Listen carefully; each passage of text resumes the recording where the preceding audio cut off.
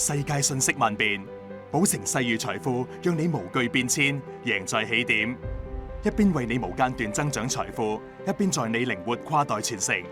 俾你響資產增值同財富傳承上盡享多樣性、靈活性同埋延續性，成就你想嘅財富傳承方案，為愛傳承。45歲嘅創業家 Sam 憑藉過人眼光成為咗富一代。熱愛家庭嘅佢，希望太太 Sarah 同女女 Kelly 有持續安逸嘅生活。Sam 想創富之餘，都渴望將努力嘅成果世代相傳，所以揀咗世裕財富幫佢達標。眨下眼 ，Sam 65歲，佢希望一次過為太太、女女同孫仔做好財產分配安排。Sam 運用世裕財富嘅開支散業選項，將保單一拆為3，為每位摯愛訂立專屬嘅財富方案。傳承大計一步到位，為確保太太 Sarah 日後嘅生活質素 ，Sam 指定 Sarah 為第一份保單嘅受益人。當 Sam 不幸離世 ，Sarah 亦無需等候遺產承辦，立即一筆過獲得100% 身故賠償，以現金流即時解決生活所需。Sam 希望及早為孫仔 Keith 嘅未來鋪路，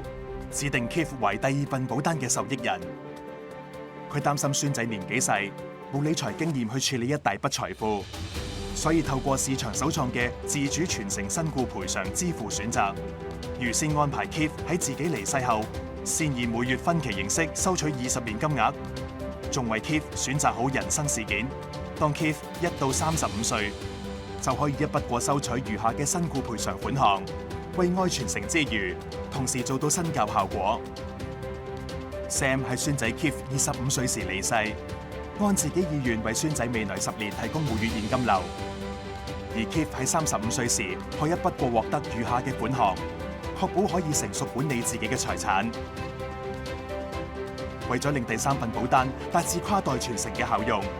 Sam 分別委任女女 Kelly 同孫仔 Keith 做保單嘅後續持有人同後備受保人。Sam 離世後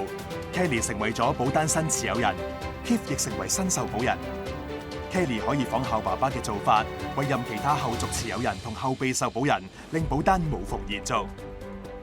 亦可以將保單價值繼續滾存，又或者提取部分或全部現金價值去應付自己嘅開支，或者透過開支散業選項將保單再分拆，妥善分配財富。寶城世裕財富，在你建立恆久豐盛財富，為愛傳承理想嘅未來藍圖。